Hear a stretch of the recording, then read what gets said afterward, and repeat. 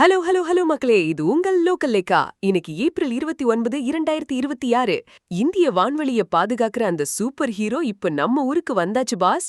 ரஷ்யாவில இருந்து நம்மளோட 4வது S-400 வான் பாதுகாப்பு அமைப்பு கிளம்பிருச்சு. இன்னும் ஓரிரு வாரங்கள்ல, அதாவது மே மாசம் பாதியில இது இந்தியாவுக்கு வந்து சேரும். இது வந்தா பாகிஸ்தான் த்ரோன்களோ ஏவுகணைகளோ நம்ம எல்லைக்குள்ள நுழையவே முடியாது. இதோ அந்த 7 அதிரடி பாதுகாப்பு அப்டேட்கள். S-400 வான் பாதுகாப்பு 7 முக்கிய தகவல்கள். 4வது ஸ்குவாட்ரன் வருகை. 40,000 கோடி மதிப்பிலான ஒப்பந்தத்துல ஏற்கனவே 3 அமைப்புகள் வந்தாச்சு.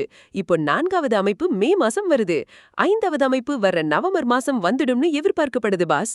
ராஜஸ்தான் எல்லையில் பாதுகாப்பு.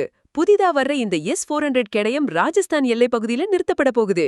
ஏன்னா ராஜஸ்தான் பாகிஸ்தான் எல்லை மட்டும் 1070 கிலோமீட்டர் நீளம். அங்க இருக்கிற அச்சுறுத்தல்களை இது மொத்தமா சமாளிக்கும். Operation Sindoor effect. கடந்த வருஷம் பஹல்காம் தாக்குதலுக்கு அப்புறம் இந்தியா எடுத்த ஆபரேஷன் சிந்தூர் நடவடிக்கையால கடுப்பான பாகிஸ்தான் ட்ரோன் மூலமா அட்டாக் பண்ண பார்த்தாங்க. அப்போ நம்மள காப்பாத்தினது இதே S-400 தான். 600 கிலோமீட்டர் ரேஞ்ச். இது சும்மா சாதாரண ரேடார் இல்ல பாஸ். 600 கிலோமீட்டர் தூரத்துல எதிரிகளோட போர் விமானம், ஏவுகணை, ஏன் சின்ன ட்ரோன் வந்தா கூட வானத்திலேயே கண்டுபிடிச்சு தாக்கி அழிச்சிடும். தாமதமான delivery.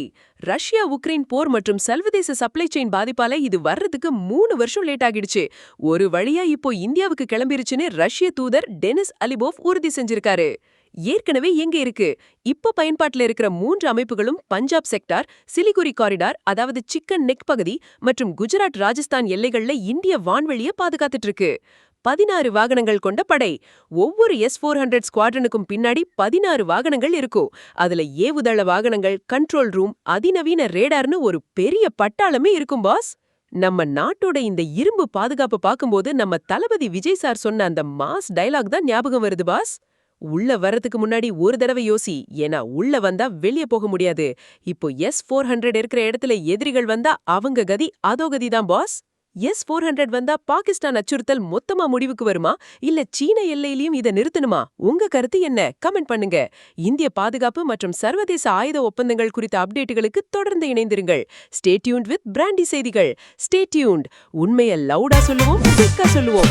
This is Local Lekka signing off. Keep watching. Bye bye. ஒரு விசில் போடுங்க பாஸ்.